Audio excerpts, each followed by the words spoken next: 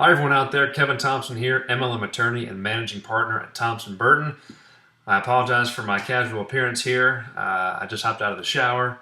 It's late, but there's some breaking news, and it's important that we get this information out there. The FTC has just announced that there's a final order in its case against Fortune High Tech Marketing.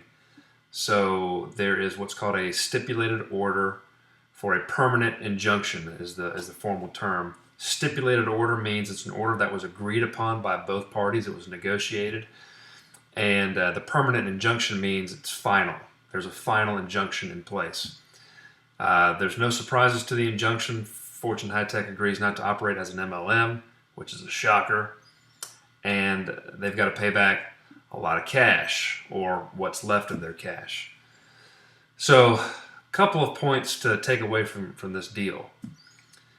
Number one, the FTC is finally talking to us, which is encouraging. There was a press release that was issued, and they're sort of spiking the ball, and it represents finality to this case.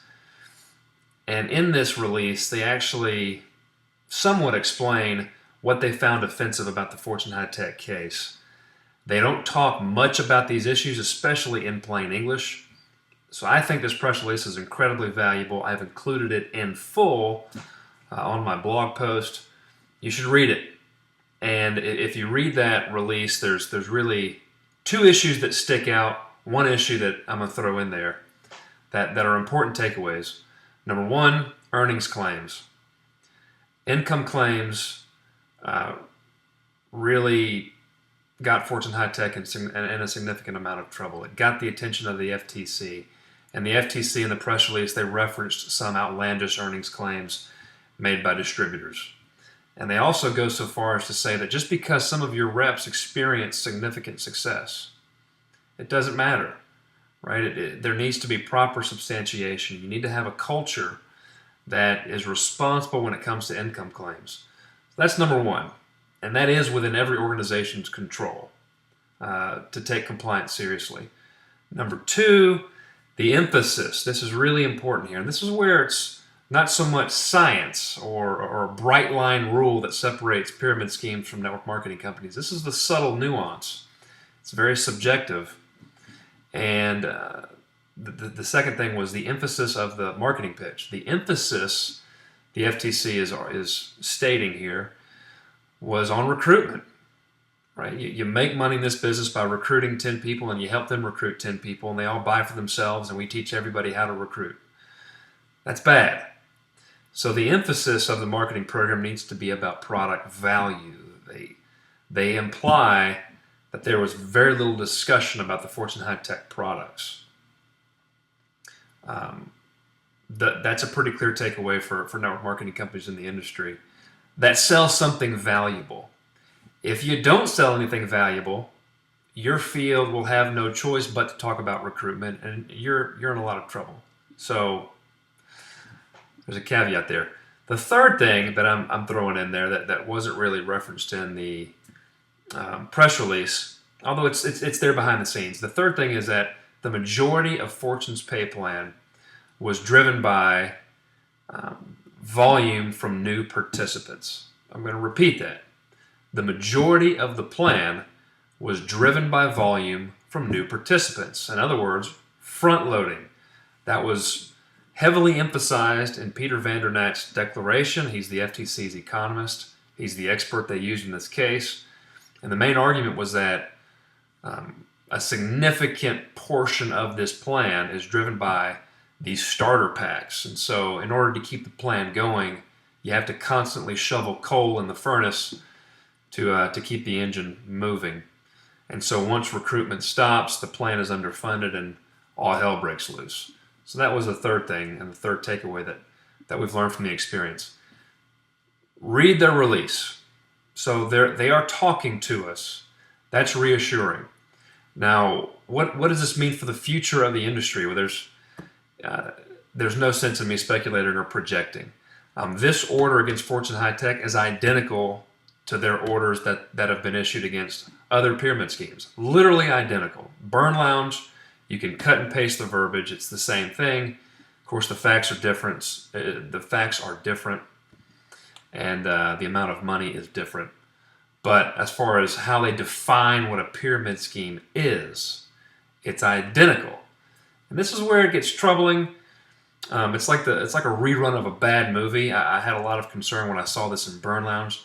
The verbiage is in this case, in this order, where it says that, well, let me read it to you. Let me find it on my computer. Multi-level marketing program means blah, blah, blah.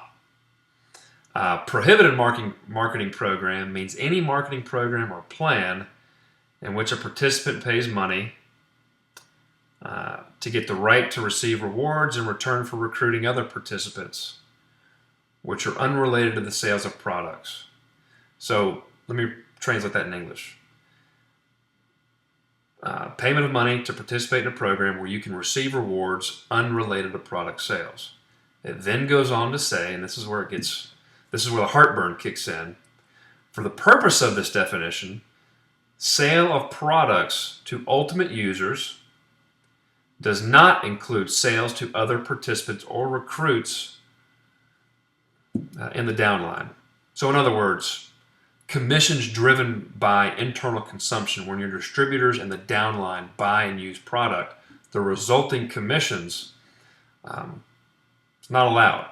That's a prohibited marketing program, as per this definition. Now, as I've made clear back when the Burn Lounge order hit about a year ago, these orders, they're clear to say, for purposes of this order, the following definitions apply. So these definitions are limited to this particular case.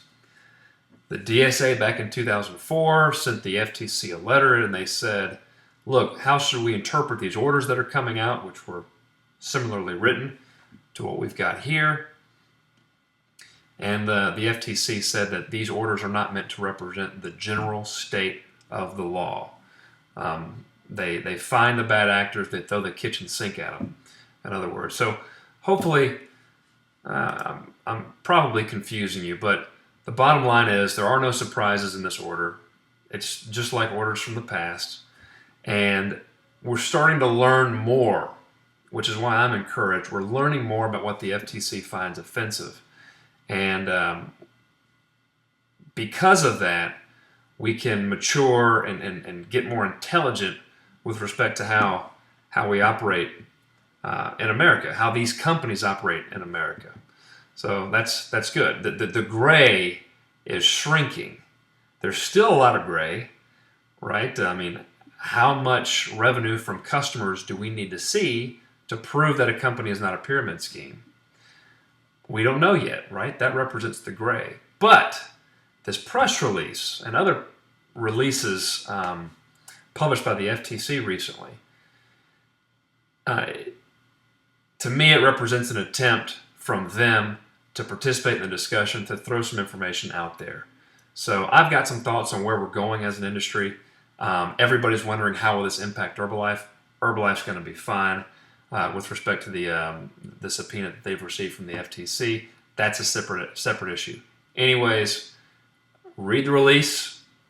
Hope you found my thoughts helpful, and you take care.